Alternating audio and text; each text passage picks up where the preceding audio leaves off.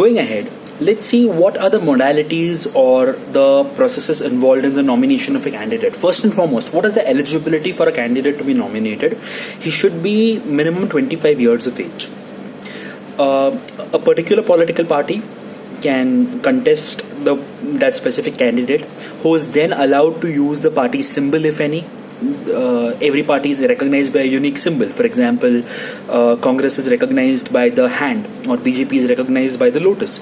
So the candidate is allowed the party's symbol, support, and the party's mechanisms to campaign and try and win the election for the candidate. A nominated candidate by a particular party is supposed to declare the following three things mandatorily in the nomination form.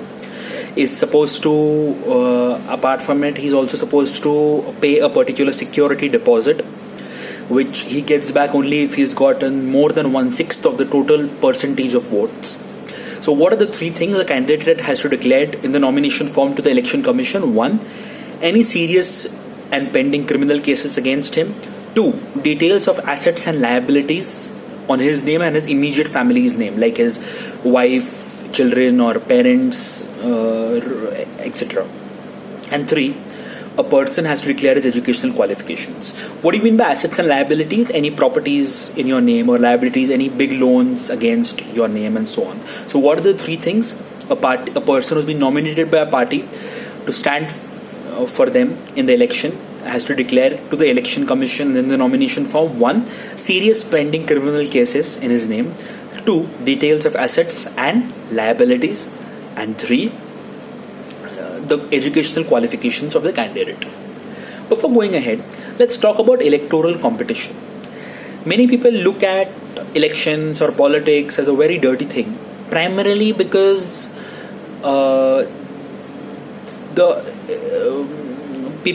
different political leaders of different political parties, 95% of the times are mudslinging. 5% they work, 95% of the times they are mudslinging each other, making allegations, telling some false things, some true things, but mostly bad things about people from other political parties. Also, people stay away from politics because of the fact that they feel there is a lot of dirt involved in politics, like money in slums on the night before the elections, or alcohol, etc., etc. All of that is true. But like I hinted in one of the earlier videos, the fact that money is distributed in the slums, alcohol is distributed in the slums the night before the elections, and political parties feel that those stunts can actually win them elections, we the educated class are somewhere responsible for it. If we are going to vote as a city of Pune 42% in a particular election, our voice doesn't count, right? Then, and political parties feel and all political parties I'm referring to here, they feel they can win elections by using these methods. Essentially, the good thing about electoral competition, however, I personally say electoral competition is good. And why do I say so? It is because it is a fair system. It is an incentive-oriented system.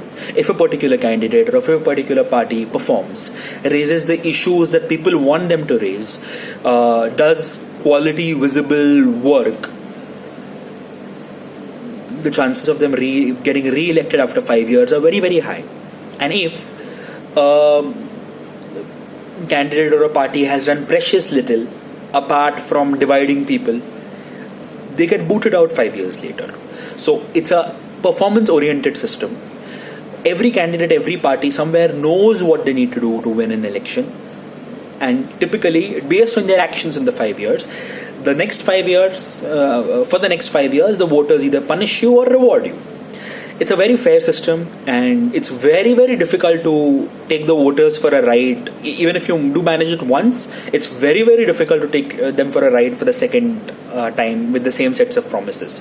So because ultimately the voter is extremely wise, and with every passing election, the Indian voter has really made mature choices. They've made different choices for central governments since independence, state governments, etc., etc., and has given every party a fair chance to prove themselves.